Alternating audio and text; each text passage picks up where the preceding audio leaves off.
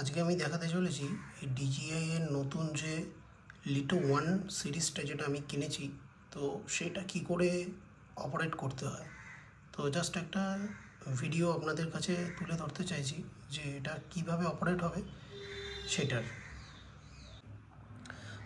ফার্স্টে এই যে ড্রোনটা রয়েছে, এই ড্রোনটার সেট আপগুলো আমি একটু বলে দিচ্ছি।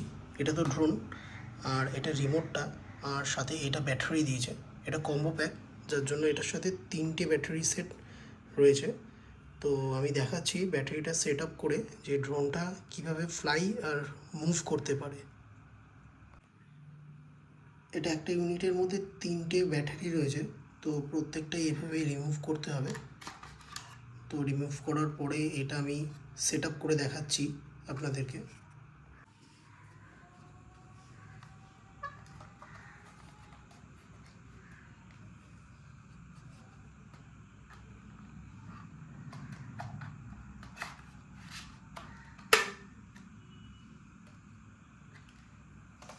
তো ব্যাটারিটা লাগানোর পরে আমাদের এই সুইচটা ফার্স্ট একবার, তারপর একবার ধরে হোল্ড করে রাখতে হবে।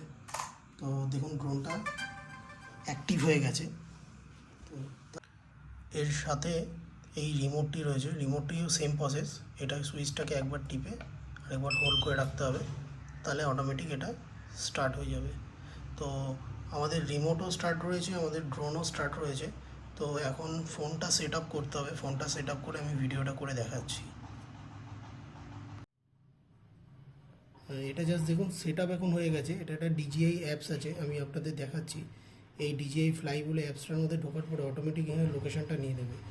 আর তার সাথে সাথে যেহেতু এটা ঘর এখানে, তার জন্য রেড দেখাচ্ছে। এটা আপস অ্যান্ড সাইড কোনোটাই গ্রিন দেখাচ্ছে না, রেড দেখাচ্ছে, যার কারণে এটা ফ্লাই করার অ্যাকচুয়ালি জোন নয়। তো আমি এটা জাস্ট আপনাদের একটা ডেমো দেখানোর জন্য করছি। এখানে অ্যারো চিহ্ন যেটা রয়েছে, এটা একবার ক্লিক করার পরে এখানে টেক অফ রয়েছে, এটাকে জাস্ট হোল্ড করে রাখতে হবে।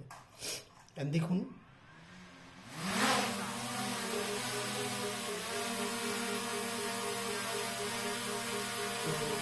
এটা হচ্ছে এইরকমভাবে।